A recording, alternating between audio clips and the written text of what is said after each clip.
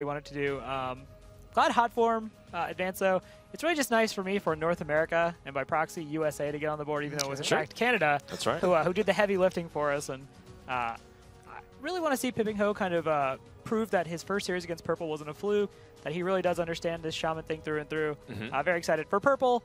It's a chance to prove that, you know, okay, he knows Bloodlust is there in that Shaman deck. He's ready for it this time. It's not going to catch him off guard and do 31 damage, though. The element of surprise is gone. Both these guys have played. It's been the theme of today.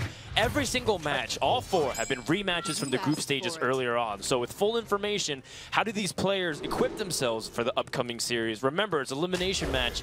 Win or go home. Pingpingho comes in here as a player who is going to be bringing the Shaman to the lineup, but ultimately Drew is going to be starting off. Purple going to start things with his Freeze Mage, and that already favors our player from Taiwan. Yeah, we already see Purple keeping 2 cards. Acolyte Pain and Loot Hoarder, that's the start you want. You just want to cycle more cards. Pingpingho, on the other hand, we have Keep of the Grove, one of the key cards to silence off the Doomsayer, and perhaps even silence off a Frozen Minion for surprise damage. Absolutely, and you have to keep in mind that there's so much more riding to this than just being able to advance to the top 8. You know, the fact that you get to be on that main stage in front of that awesome set that we'll be on next week. There's also, you know, the storylines behind these players. Pingpingho and Purple both have been living in shadows of other players on their teams. You look at Pingpingho, for example, you know, there's another player that's been the surprise of the year called Roger. And, you know, Roger's been really dominant in a lot of the points and a lot of the tournaments. And Pingpingho had a couple splashes, but he ultimately forgot. Versus Purple had the same exact feeling behind players like Firebat or even Amaz back when he was on Archon, taking the spotlight more often than Purple was able to get it. But this is his time to shine. So you can definitely see there's a lot on the line here. Yeah, Pingpingho we saw kind of in the Legendary Series tournaments before was really the first player to really popularize the Tempo Mage deck that had Flame Waker, used a lot of those low mana spells, and he called it the Machine Gun Mage at the time, and we were all very surprised to see that, and it was very exciting to see. But as you said, he kind of fell off the radar a little bit. I think another storyline here for Purple, I've spoken to him at length over the course this past week, and you know, obviously he wants to win, he wants to go to BlizzCon, but for Purple, there's kind of this this whole respect of self. He really wants to be a perfect player, and when he misplays or feels he misplays, he really beats himself up about it. And for Purple, I think almost more important than winning is feeling like to him that he actually played this matchup correctly and that he does not misplay. Yeah, sometimes playing correctly and letting the cards go the way, like win or lose, you just want to do your best, right? And that's exactly the kind of player Purple is. Yeah, especially in this type of matchup where everyone's watching and it is your key. It's your highlight reel for how you got to the round of 8. This is going to be really important. Now, again, in the very beginning stages, as the Druid, you generally want to be able to ramp up early. Even having Darnassus Aspirin or Wild Growth or having something to do. But in this stage, Pingpingho ended up passing, which gives Purple the slight initiative of being able to do stuff on the board. Loot Hoarder doesn't go answered, it can chip into the armor. These kinds of small little advantages really will help the Freeze Mage gain back some of that lost advantage in this matchup. And Shade is actually a very important play here. If you don't play Shade now, you might actually wait till turn 6 to be able to play it, since you have Shredder and Druid of the Claw, which means that it's very vulnerable to Blizzard. This is really the only time frame that it actually works out.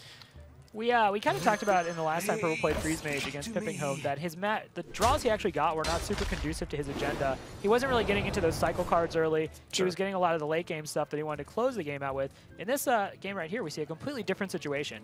He's got 2 Arcane Intellects, he has the Acolyte of Pain, has a Loot Hoarder, and these are going to be really useful for helping him get to where he wants to go later on, while allowing him to survive the early game, which not necessarily too traumatic from the Druid. The Druid tends to kill you more in like the mid-range and late game, but it's about building your arsenal of tools. We already see Archmage and Tinnitus in hand, as well as the coin, so I think this game so far is already way better off for Purple than it was the first time around.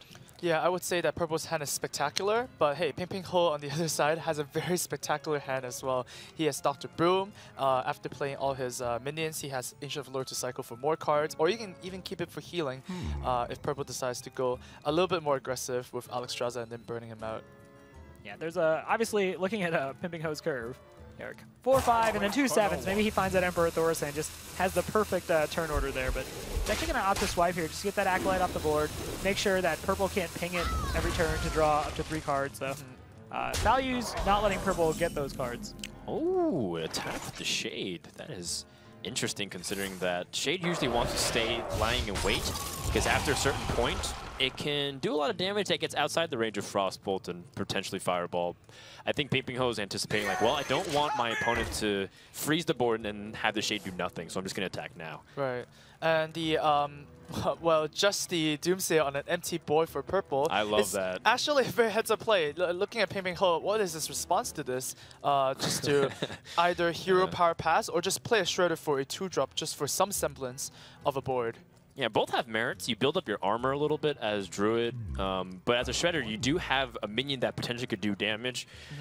Maybe even completely mess up the plans of the mage. Like anything from Patient Assassin to Lore Walker Cho. We've seen like crazy stuff coming out of these Shredders that can really mess up with the game plan. Oh, or you can get your own Doomsayer and the mage can play the minions. Right, that's right. I really like this play too because understanding that Pingpingho's on turn 5, so he probably had something like a Druid of the Claw in hand. Sure. He goes into turn 6 with, most of the time for Druid, not a huge Haymaker turn. It's usually Thaurissan or something like Force of Nature in hand, which obviously Force of Nature you want to save to close out the game. Sure. So he's really disrupting what Pingpingho wants to do as far as building an early board.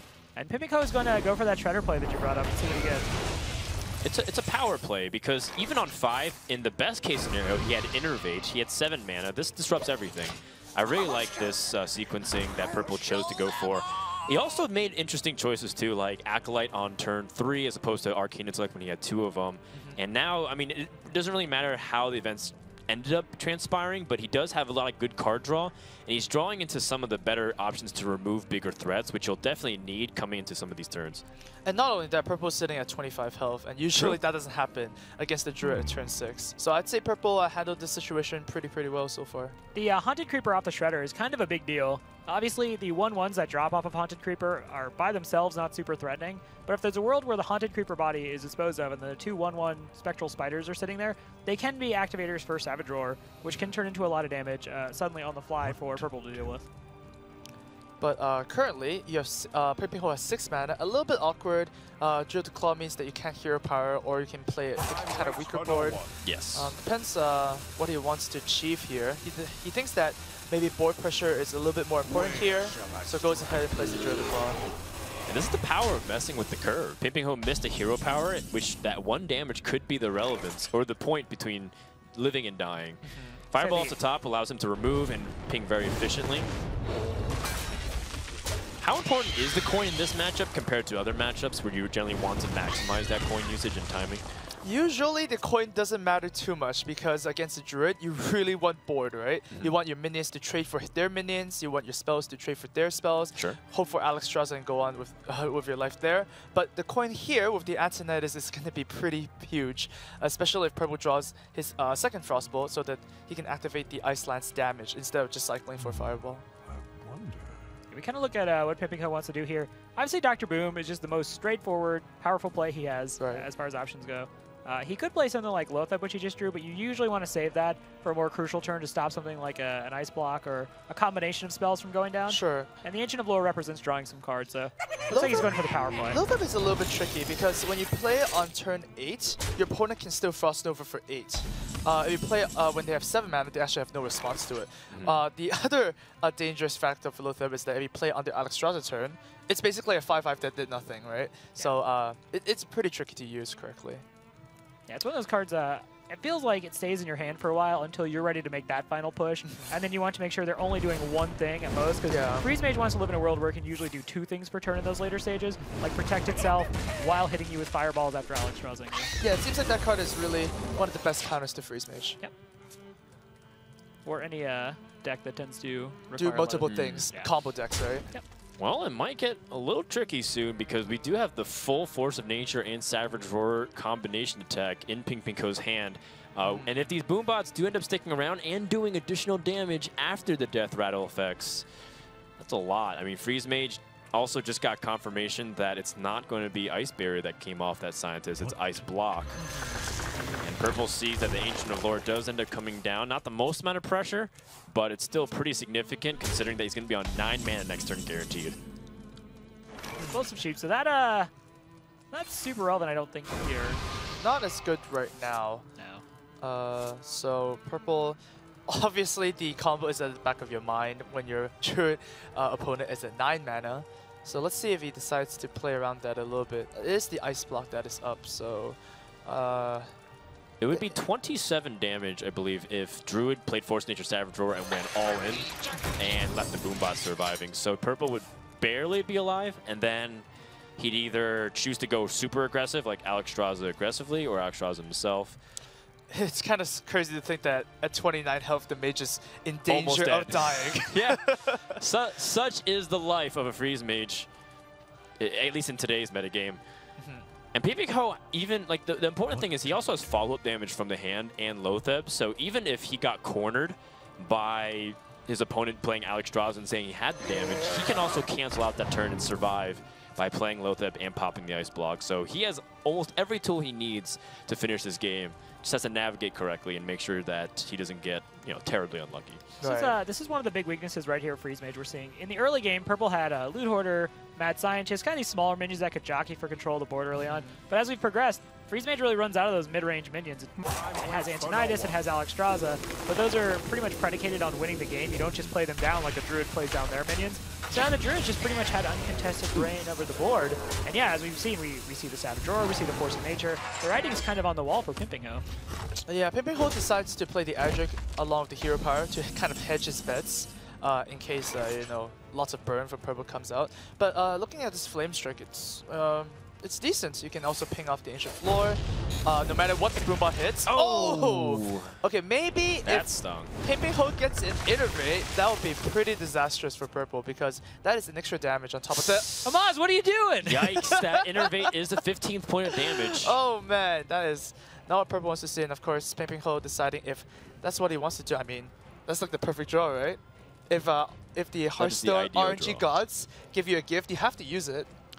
Yeah, obviously you want to just make sure you're not rushing it, maybe not missing something. But yeah, I would fully expect him to come to the conclusion like, you know what, I would like to set my opponent at 1 and pop the block. Here's the problem is if you don't set him to 1 and pop the Ice Block, what do you allow him to do? Like if Purple had a hand to go aggressive with Alexstrasza and say he had like a second Ice Block, he might actually have damage to kill you. But you do have that Ancient of Lore to fall back upon.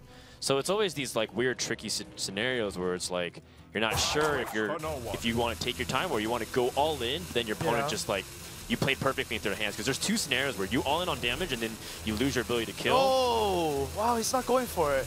I'm very surprised by this play because he's too late to use combo. By the way. Oh, I see. It's the rope. It's the rope of the metagame. But it took too long to think. Oh man, I'm not really a big fan of this because you want the mage player to be put on the defensive. And now Purple has an extra turn to develop whatever he wants. Oh my goodness. That is a super important draw right there. So on this turn, I don't think you're looking to play Alexstrasza just yet. Especially, you've already used, the thing is, you've already used 2 fireballs defending yourself from damage on the board. So now it's probably just time to, which Purple's doing, start generating fireballs. That's 4 fireballs. Yeah, and he's gaining some big tempo by freezing some minions. And so he says, you have to either deal with this Thorson, and most likely you can't combo me down because I'm going to be at effectively 23 health. You would have to have 2 Savage Roars with the Force of Nature. Yeah, this is He's got 20 damage, I believe. So 14 from the combo, 4 from the Aspirant. We have 2 from the Living Roots and 1 more from the Innervate. So he can actually pop the block once again here. But that is 21, and then Purple's at 23 because of the, Ice barrier. So he's actually okay. He's actually fine. He's not good. He's not okay against a second Savage Roar, but it's still unlikely. That's a 4-card combo that you're not going to play around all the time. This puts Purple in such a good position now. He's got all those fireballs. He can Alexstrasza next turn if he wants to, or Emperor, whichever he thinks is better. Just so many options for him now. And Pingpingho suddenly, you know, he's at 30 health, but for how long? Right, might be regretting not using his Force of Nature Savage Roar combo the previous turn to proc the Ice Block, and now he will have to do something else. He has to use Force of Nature here, but he's using both Force of Nature and Lotheb here, which means if Purple picks up Frost Nova, then it feels like this game would definitely start snowballing out of control. Oh no, I think the Lotheb turn, the perfect answer is Alexstrasza. Yeah, that's Amaz brought it up earlier. Exactly what you wanted to. So Pingpingho's timing on the Lotheb. He used both Ancient of Lores too. Yeah, was actually pretty bad. Well, maybe Purple's Alexstrasza timing was a bit better. Let's just put it that way. In this case, it's you don't want. It's like a rule by now. You don't want to Lotheb when your opponent is going to be playing Alexstrasza anyway. So that's why turn 9 is generally taboo. But in this case, you're forcing Purple, who just got 3 fireballs, by the way, after you use both Ancient of Lores. Right. It's very unlikely that he doesn't have damage to kill you. Yeah, Pingpingho's in a very bad spot here too. He also used the Ancient of Lore to draw cards. Right. So he's also missing the other win condition of healing yourself out of range. So, and he hasn't much armor because he's been hero powering not very often. And that second heal bot, I really wonder how much is going to be the difference maker here. Well, he still cannot. Oh, yeah, I guess he kept him block here.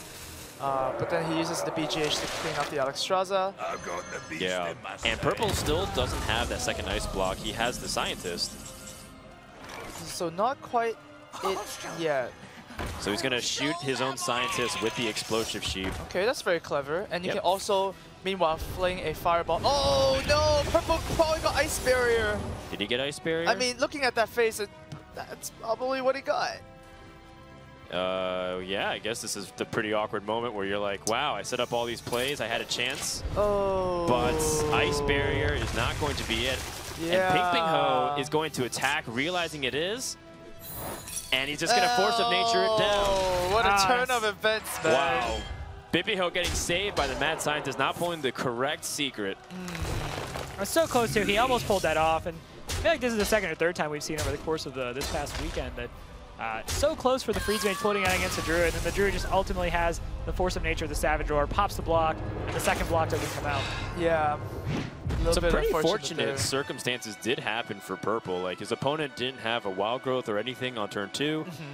Didn't have an answer to like a Doomsayer, so that way he could load the board. So there was small openings there, but that definitely left a bad taste in Purple's mouth. He had to swing some water to wash it away. Yeah, at the end of the day, Druid does have a lot of pressure. I mean, 4/6s and 5/5s. Those are exactly the minions you want to play against a Freeze Mage. They have Flame Strike, which can't clear it enough. They have to spend Fireballs against it. Right. And at the end of the day, they have to react to your minions. Yeah. I think Purple actually navigated that really well, though, all things considered. Obviously, as we talked about, that's not necessarily a matchup that the Mage wants to draw into initially. So, and if he'd pulled that off, I think in terms of this series, that would have just been a ridiculous win. Yeah. To get the Freeze Mage by the Druid. Yeah, I mean, there's still the Hunter and Shaman, which I think Freeze Mage is reasonable against. Although Pingpingho's playing, he's playing the hybrid or the mid-range Hunter? Do you recall? He's playing that mid-range with the Fel Reavers. That's oh, right. yeah, the Fel Reavers. Oh, well, Fel Reaver against Freeze Mage is always iffy because you're not sure if it ends up being the reason you win or the reason you fatigue and you actually have no other answer. Oh, I think Fel Reaver is insane against Freeze Mage. I mean, I've seen it backfire a lot, though. Oh, really? Yes. I mean, I kind of treat it as like a Mountain Giant, and that's exactly what you want to play against a Freeze Mage, a Mountain Giant. Well, the Mountain Giant isn't throwing away half of your deck for you. The Freeze Mage has enough low mana cards and spells where they can actually, get you to discard a fair bit of your deck. Yeah. On the flip side of the coin, you don't have to life tap for the first 2 turns. You just play Knife Juggler or Animal Companion and lead up to the 8/8. So I'm actually a big fan of the Fel Reaver from Pingpingho. I would like to see this matchup. See how it goes. Well, we'll see if that ends up being the case. But for now, we're going to take a short break and check in with what Purple had to say about his friends and family. In the meantime, we're going to get ready for game number 2. The most clueless person about video games in my family has got to be my father, who's also my biggest supporter. So he supports what I'm doing without having any idea of. Yeah, he'll be wearing like one of my jerseys at home and watching the regional mug that you guys gave me, and he's showing it off his office, and no one else understands, but he's very proud.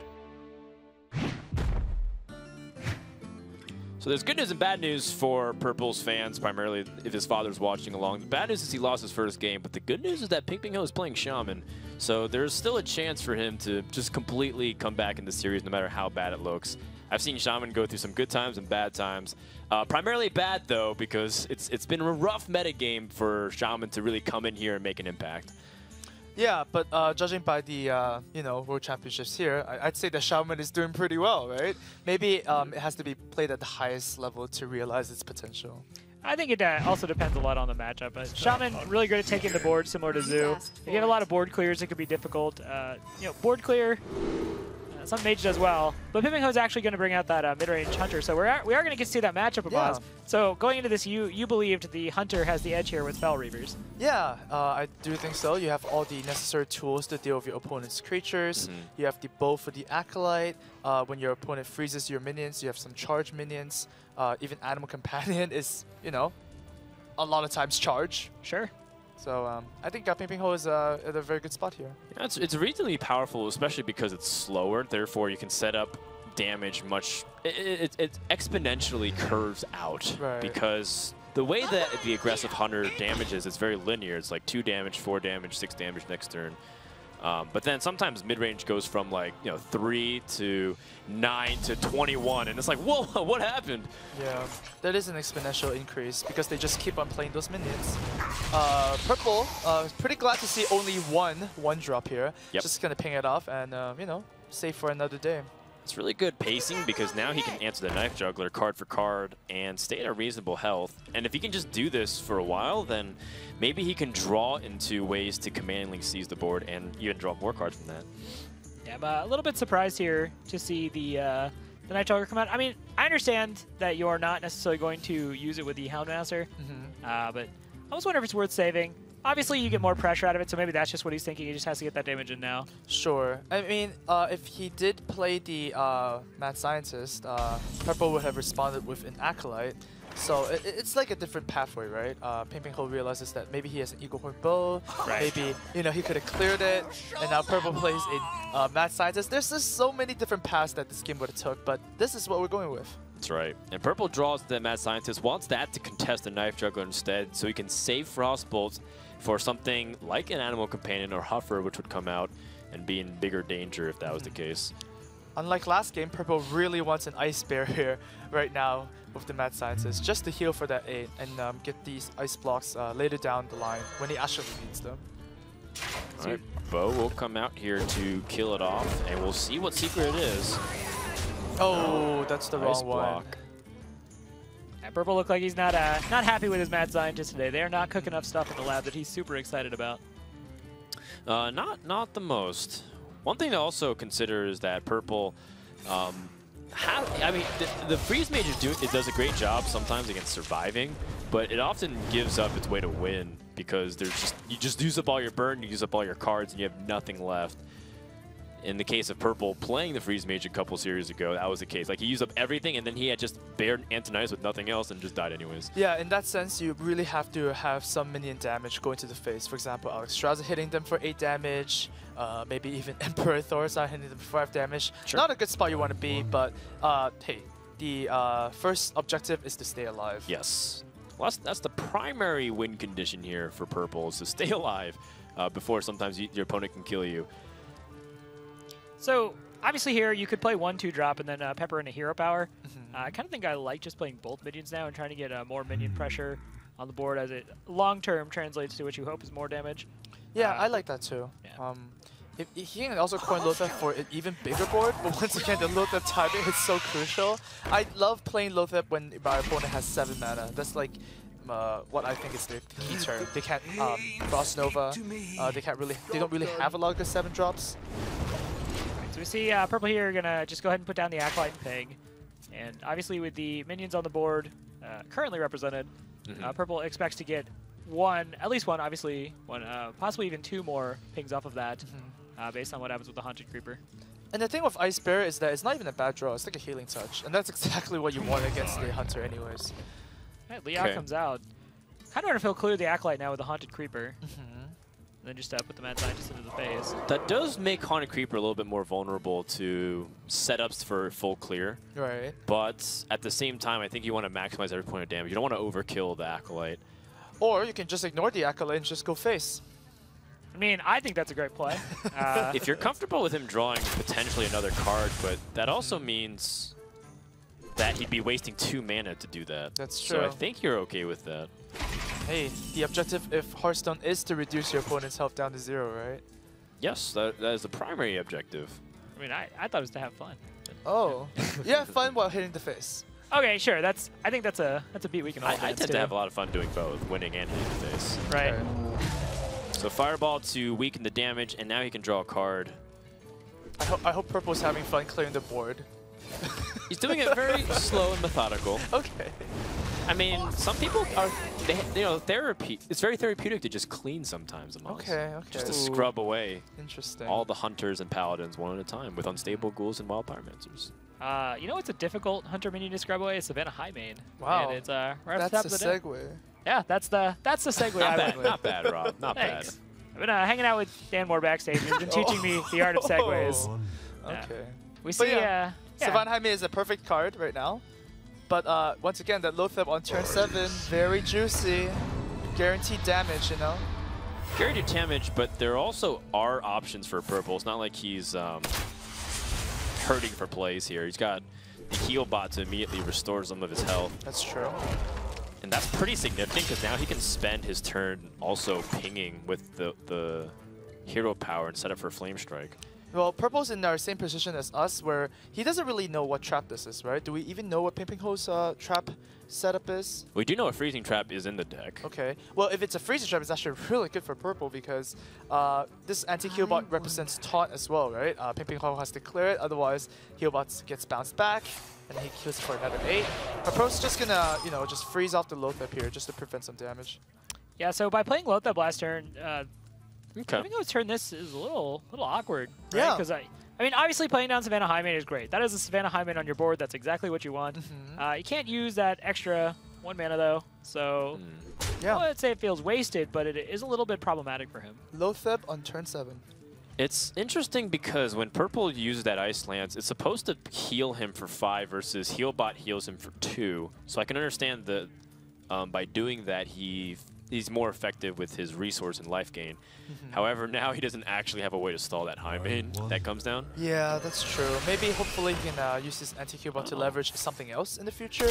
Right now, I can see anti-Q bot plus Ice Barrier, which is quite effective. What is with Frostnova is great too. what's with Pingpingho's desire to now play Savannah High Main? I'm Well, curious. he wants to hero power every single turn from this point on. I think his primary goal is to just whittle down very slowly and then, you know, leap when the time is right to just kill his opponent. like, or now he's got 2 High Mains. The High Mains are piling up at some point. This might be the turn where he plays it.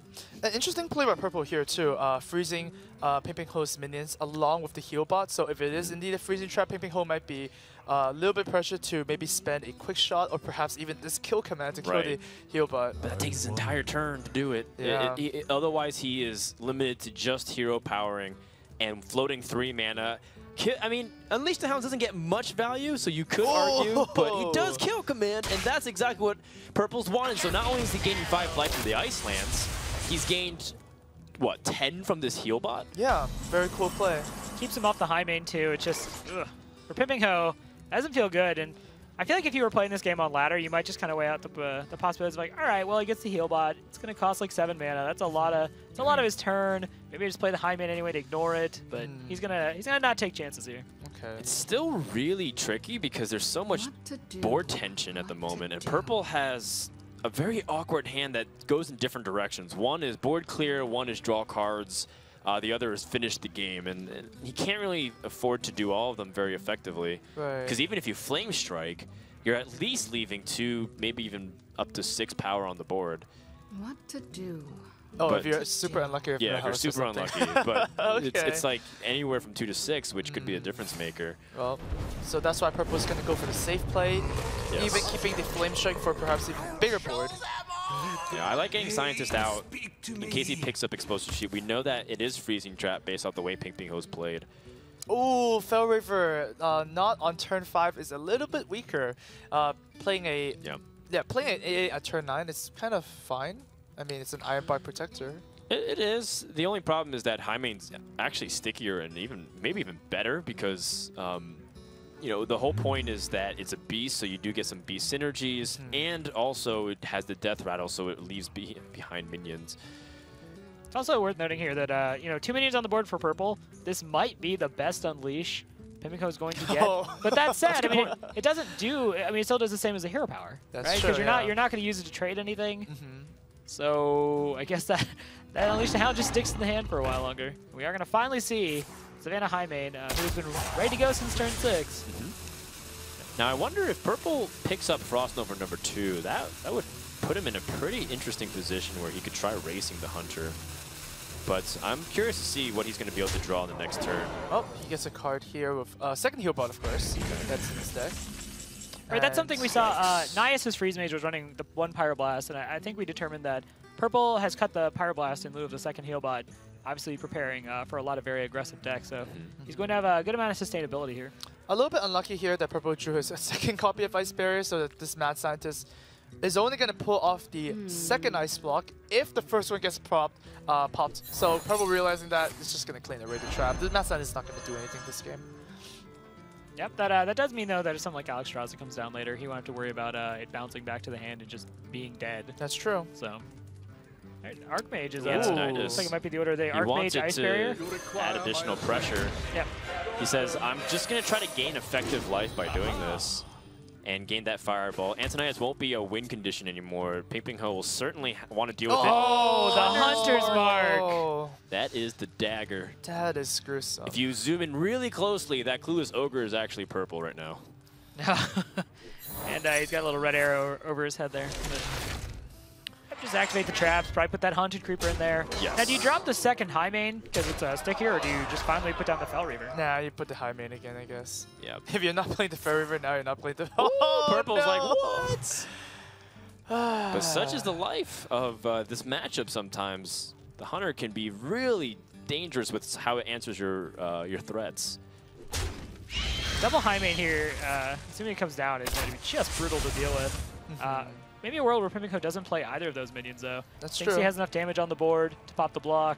Then he realizes once he's there, he's got the hero power. Yeah, you know, save a high main for potential Doomsayer play. That might be the case. Sure, there is that possibility. Very small possibility. Pingpingho, he holds back. Yep. And Alexstrasza just comes into the hand. Oh man, But so Purple doesn't have anywhere near enough damage, so No. yeah. He They did might have use to use it to heal. Yeah, he did use a Fireball to clear off a minion, and you know, Frostbolt was used to clear off an early 2-drop. So this is going to be difficult. What to do? Is it time for the Doomsayer time? Well, I think if he antique healbot and ice barriers, he's still safe from getting his ice block popped. But again, it might be the exact situation, but even worse next turn because there's more power on the board. Or even the same exact situation is very terrible. So there is a Doomsayer, but obviously if the Doomsayer goes down with nothing to protect it, it probably will just die. Exactly. Still gain, you know, a fair bit of health, probably like 7 health off of the fact that, you know, it does die as opposed to you taking that damage, but... Interestingly enough, I think just Ice Barrier keeps him alive based off what the knowledge that we have. But does Purple know that? Like, what if he has another weapon, another quick shot kill command, just to add that little bit of damage in? Yeah, 12 damage on the board and 14 with the hero power for Pingpingho. Purple is going to decide to clear everything. That's going to be a strategy. So now with 10 damage on board, Purple is at 16. That's going to only be 12. 15. That's still not a nice block pop, I believe. I think it'll be a little short. That Fireball helped Purple stay for an extra, alive for an extra turn. If he just Ice Barriered and like shot a 1-1, you would have gotten popped. Yeah, so here's a situation where the Freeze Mage strategy is going to switch to clear all your opponent's minions, Alexstrasza yourself, and then hit your opponent's face with that 8-8 a couple of times to win the game. A much harder strategy than the normal one, though. Yeah. Now Purple's also in a situation where he needs freeze, but he also needs to just not die. Oh boy. The second 7 High Main coming down really does not make that Flame Strike appealing anymore. Because you're actually not, I mean, you're getting some power off the board, and you're kind of hoping that Shredder drops something like largely ineffectual, but that's still 6 damage from the High Main, and you have to ping it, more importantly, so that spends all your mana to do it. So we need Doomsayer. He's Frost Nova. Yeah, no, we need Doomsayer off the Shredder, I mean. Oh, okay, okay. Oh, Explosive Sheep came out a little bit late here. Not going to be able to be used, or maybe Purple just plays it out. Okay, Explosive Sheep, I mean, does help challenge the board a little bit. Kind of gets the first half of Flame Strike out of the way there, so it just kills off almost everything. Like we're about to probably see Purple Alexstrasza himself on the next turn, although again, it doesn't do anything to really address the board. Right. Explosive Sheep is going to have to do the heavy lifting there. What he's going to hope for is possibly like an a second Ice Block, so Flame Strike plus Ice Block may stabilize the board, and then he Alex charges to next turn. Right. That's definitely looking very grim right now. Okay, Ice Block does activate, and will Pingpingho kill off this Explosive Sheep? Doesn't want to take extra damage on the high main. Cobalt Geomancer Boosts up the kill command and quick shot, although 1 health. So right now, Pingpingho again weighing if he wants to spend time playing his minion, which could get frozen and stalled, but at the same time, it's another minion that's powerful on board. And if he plays Alexstrasza, it can potentially just end the game right away. Yep. Does Purple have any more copies of Frost Nova? Yes, he has 1 more in his deck. He also does have Ice Block. Ooh, but Frost Nova it is. That is the best card, but right now he thinks he's gonna stay alive. But the Kobo Geomancer and the Savannah High Main means that the kill command is gonna deal 6. Yeah. Quick Shot's gonna deal 4. Pingpingho doesn't even need the hero power to end the game. He's going to be pretty upset to see that all the burn. In fact, he's going through every single card in deck practically. He's burned 9. He says, wait, I didn't burn any. Oh! And he spells. Wow, even more damage. That's just brutal. Pingpingho is going to go to a 2-0 lead over Purple, the reigning America champion, and put him on the brink of elimination. See, at least the Hounds come out too. He's like, I didn't get to play this all game. Might as well. I get to play now. And that is going to mean Pingpingho just has to win 1 more game to represent the Asia-Pacific region as its 3rd member and keeping the Shaman dreams alive. He looks a little nervous. His leg is popping up and down there. Oh man, I think he's actually feeling very confident. What better deck to be left with other than his famous Shaman deck? Right? He has 3 chances. Why you should be nervous? It's like, okay, I brought Shaman, and I mean, Pingpingho is not oblivious. He knows the state of Shaman in the current metagame. But he still loves to bring Shaman. Nah, he got this. He's the Shaman god. He's like, I have 3 chances. I just need 1, but I'll take 3. You know, why not? I was gonna say, if you bring the Shaman deck, you can try for it. If you bring the Shaman deck, on some level you're thinking to yourself, no, I don't care what people say about your Shaman deck. You are really good. I believe in you. That's right. He finds the beauty, right? Right. In Shaman. It certainly is to the eye of the beholder. I'm really curious how it lines up against everything. I know Rogue, for example, is very strong against it. Freeze Mage tends to be good against it, although there is Doomhammer in the deck. And then Druid is always this kind of weird thing where like it can be good, it can be bad. A lot depends on opening hands. But based off of even just math, like say for example, he's only 40% chance to win. That's still a very low % chance overall for Purple to take this series. Yep. That's why going up 2-0 is a dominant position, especially in this kind of format. Well, let's start with the Rogue first for Purple. He'll need to win all 3 games, and that's going to be pretty hard. Zombie Chow is a beautiful opening for Pingpingho, and of course, Tuskar Totemic is what we now coined the Doctor 3.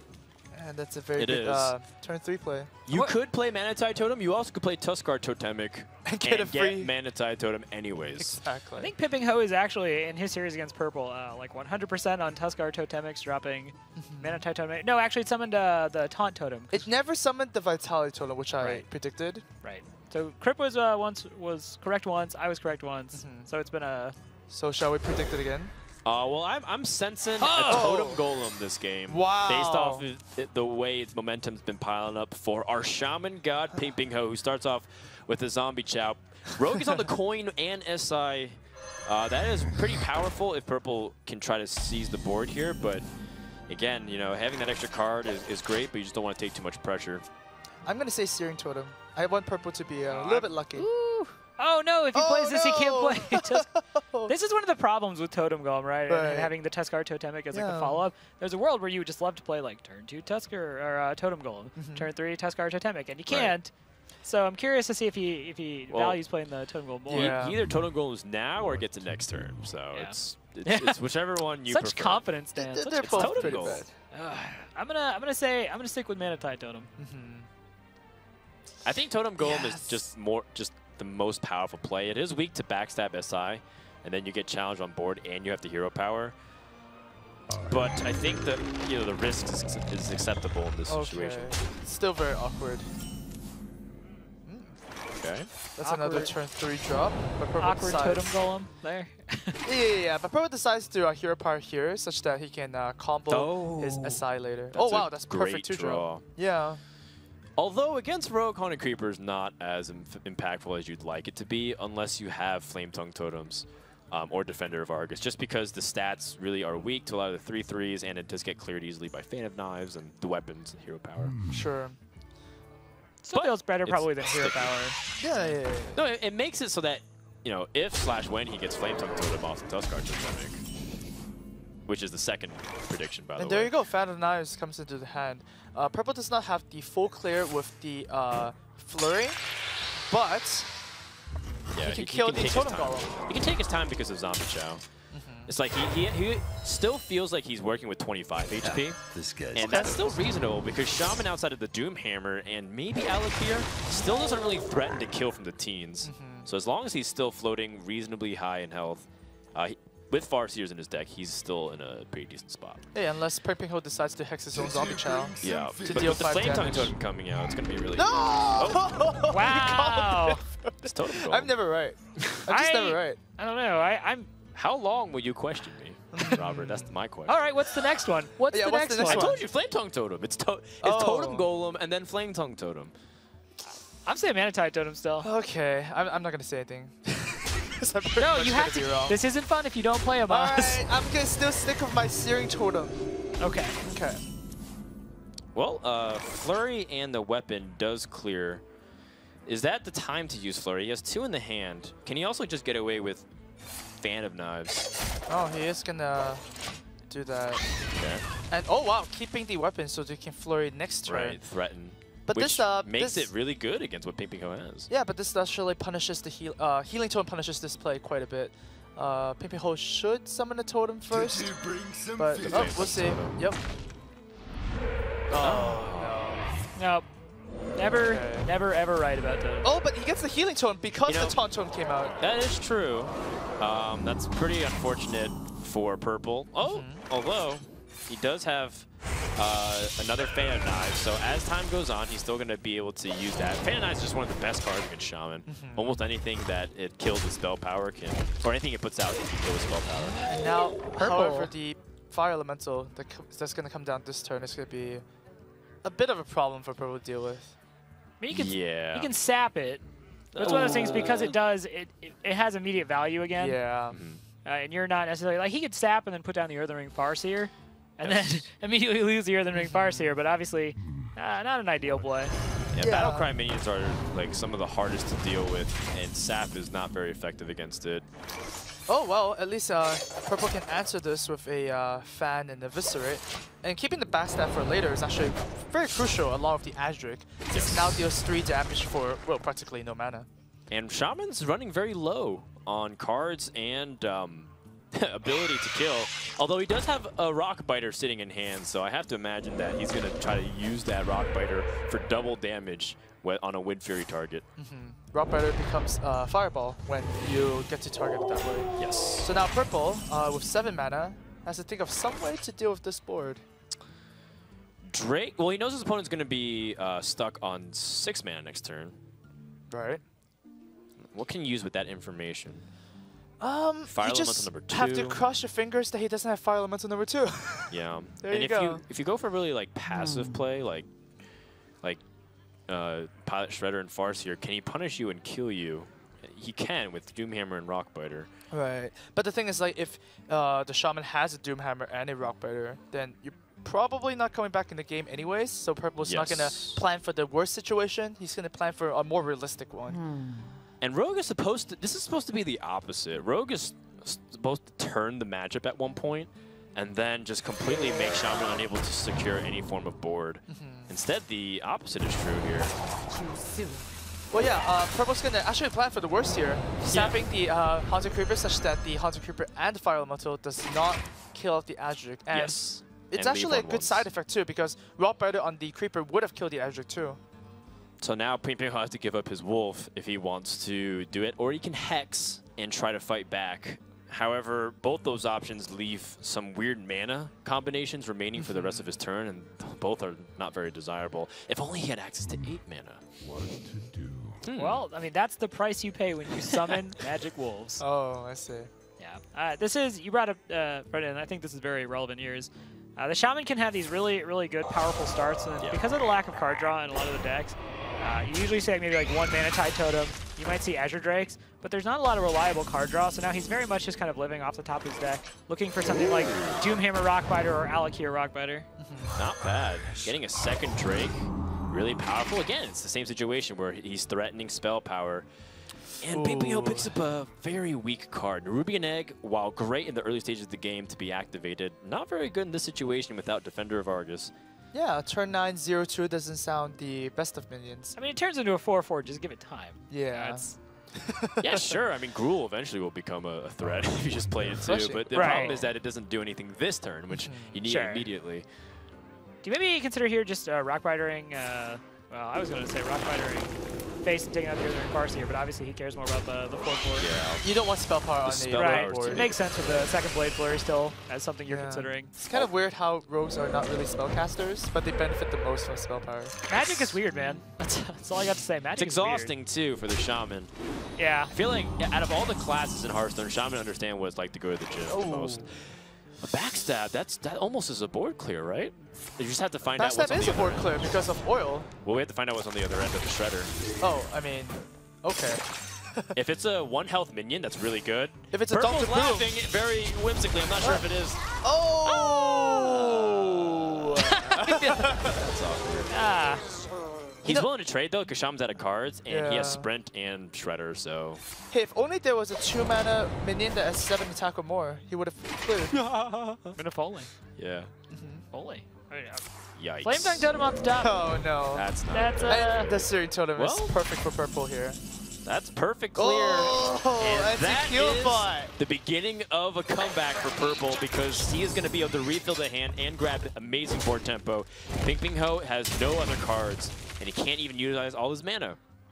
Oh, this is just drawing dead at this point. He's not getting really at all. I mean, yes, he can clear some of the board. We'll see All what of the the Shredder board. remains, but Oh yeah, the Shredder. Yeah, comes maybe if Lord Walker Choke came out. And then it's like, well, you can't sprint now, or you give me sprint. Fantastic position for Purple. He gets an ability to also shut down the totem very easily. Grabs the SI immediately, and yeah, getting some board now. And with Shamans are really, really bad when they are bad at, out of cards. They do not run any draw cards. Well, it just seems like the common theme in general with like some of these types of decks. Like you really do need, you can't be relying on your hero power to close out the game unless you're a Hunter. And even then, it's still sometimes iffy. So outside of Hunter, like most classes need access to a lot of cards in order to close out the game. That's why we have Charged Hammer now to change the Shaman hero power, right? it does do that. Sure. I've actually run into Charge Hammer a couple of times. No joke. Makes sense. The only exception to that also is Jirax, is that hero power can. I'd be willing to ride that hero power all the way home any day of the week. Good hero power. What is the other one in the Tavern Brawl where you play as Ragnaros and you have the hammer and it charges and turns into... I guess the Ragnaros hero power isn't as bad, but you know, we were talking about realistic scenarios here. Oh, okay. Yes. That's it. Game 3 is in the books. Purple climbs back ever so slowly, but this was to be expected. The fact that Pingpingho even threatened that game is scary. That is scary. Anytime he drew that Doomhammer, I think Purple would have just lost the game on the spot. And because the draws didn't really line up for Pingpingho, he had to just sacrifice his Rockbiter for board clear, and that's when you know that, Purple's going to seal that game. For now. I mean, right now he still has most likely going to be Freeze Mage next. I mean, he's looking more desperate by the minute, but a moment of relief, at least for now, because Purple's still in it. That would be interesting to see. I would have to think Purple's going to go with the Freeze Mage next. Now, you absolutely know it has to be Shaman you're playing against, and obviously Purple's lost to it once, kind of off the surprise factor, and some subpar draws. I would expect him to go back to this, knowing that it is a better matchup. I want to say, we actually kind of, when we first initially predicted this matchup, we were saying, like, oh, you just can't win this as Shaman. This is, like, really impossible matchup. But Doomhammer, I was doing a little research after. And yes, Doomhammer does make this a far better matchup for the Shaman player. You're threatening repetitive damage from another source that you can't just freeze all the time, unless you have Water Elemental. So we'll see if that ends the case. Purple switches to Druid and says, you know what? I'm going to win with the Druid before the Shaman.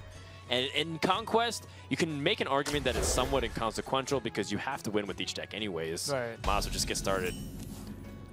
So this matchup used to be a lot worse for the Druid player, I feel like, back in the day, because they don't really have a way to deal with super crowded boards of minions with more than 1 HP. Yeah. And Shaman just obviously just takes over the board early on.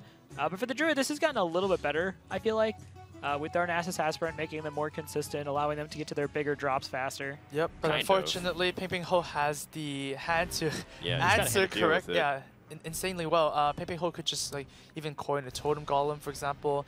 It is more preferable that way because you cannot Totem Golem into Tuskar Totemic. So, he's just gonna go ahead and coin the egg instead. So the egg is threatening potentially the Darnassus Aspirant. Yeah. Purple doesn't have much of a choice.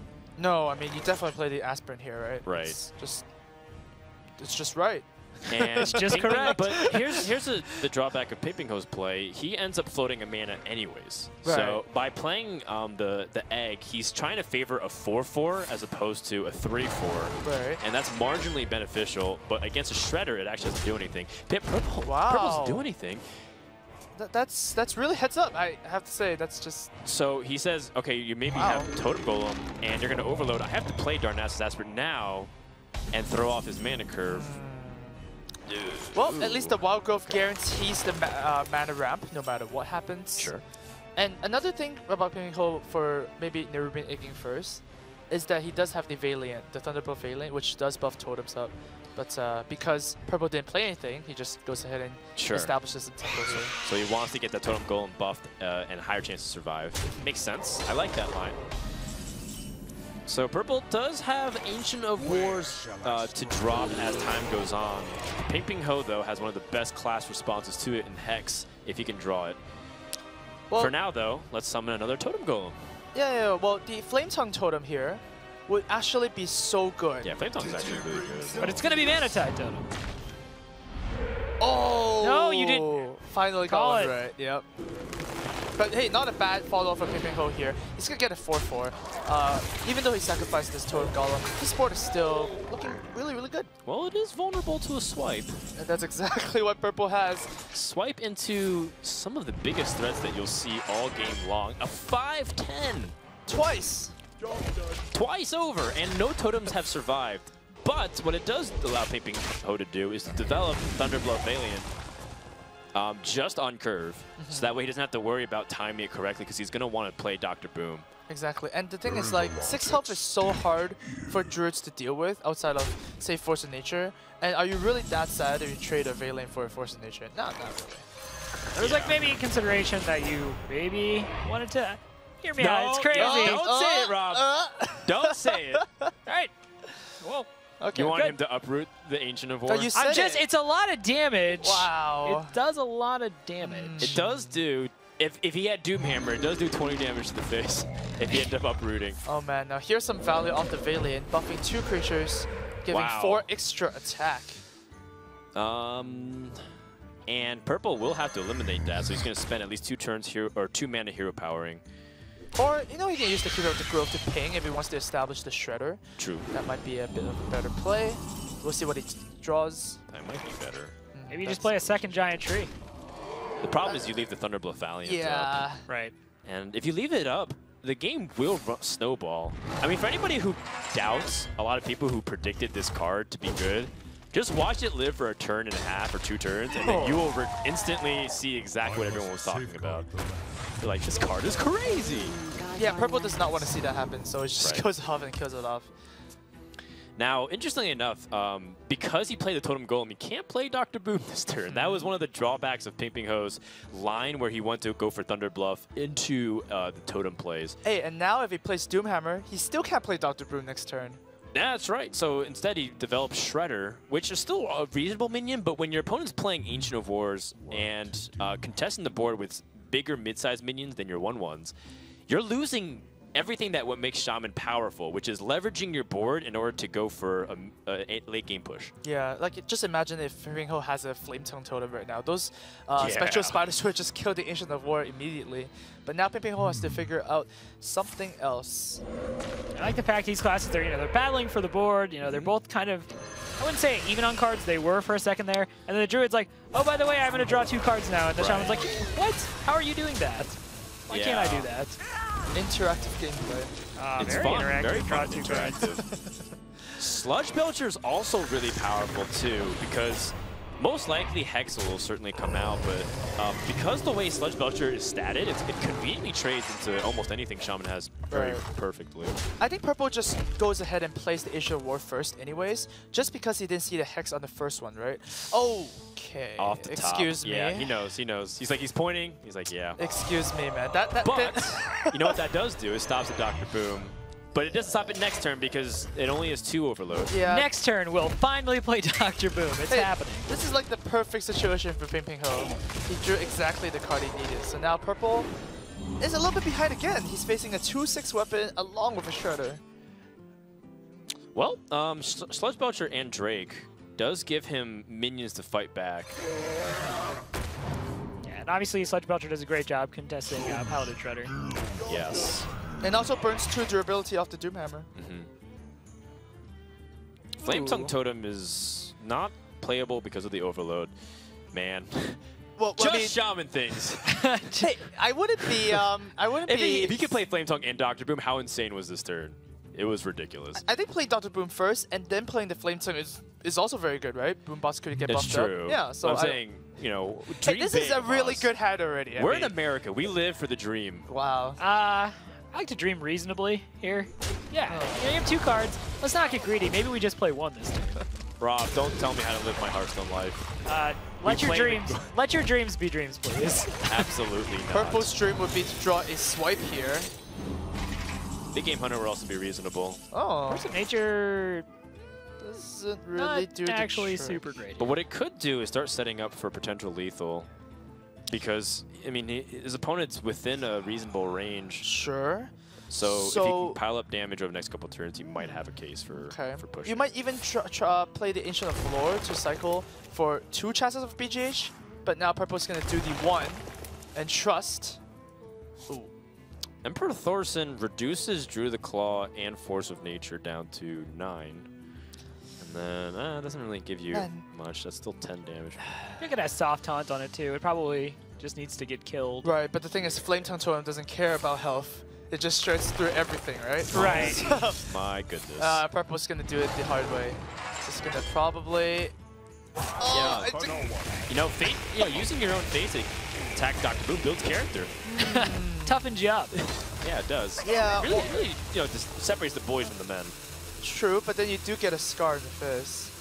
A lot of people dig scars. It's fine. You know, most people think it's reasonable. Oh, goodness!